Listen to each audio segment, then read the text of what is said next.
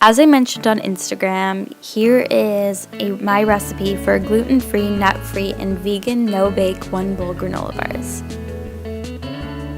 In a large bowl, combine half a cup plus 2 tablespoons of maple syrup, half a cup of soybean butter or sun butter, you can also use tahini, and 1 teaspoon of true vanilla extract.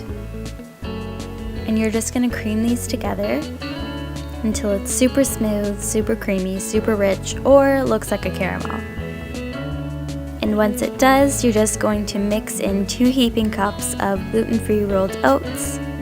And once everything is combined, you're going to add in 4.5 tablespoons of gluten-free oat flour and half a teaspoon of pink salt. And just like the oats, you're going to mix this until everything is well combined. This part gets a little bit tough, so you just have to really keep mixing it.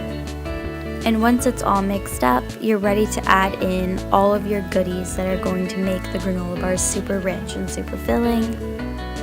This is pretty versatile, but I do 3/4 of a cup of pumpkin seeds, 1/4 of a cup of non-sweetened vegan chocolate chips, 2 tablespoons of watermelon seeds, and 1/4 of a cup of chopped dates. You could substitute the chopped dates with raisins if you'd like.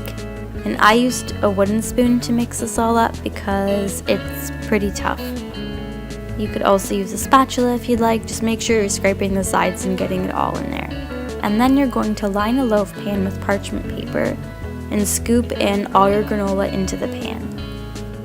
And once you do, you're just going to press the granola into the pan using a spatula or a wooden spoon. You want these guys to be super firm, so just make sure you're pressing down and patting it really well. And then you're going to smoothen it out with a spatula. Once it's all smooth, you're going to cover it and refrigerate it for 1 hour. Once it's firm, remove the granola out of the pan and cut the granola into your granola bars. So you can do this in rectangles if you'd like, or like mini bite-sized pieces. I chose 6 rectangular bars. And then this part is totally optional but highly recommended.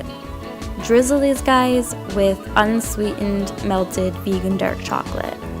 If you're not going to eat them every single day like me, they will last in the fridge for about 2 weeks. Thank you so much for watching my video. I am going to be posting recipe videos every Sunday. Let me know what you would like to see. Comment below to let me know your thoughts on this video, and subscribe if you'd like. Thanks, guys.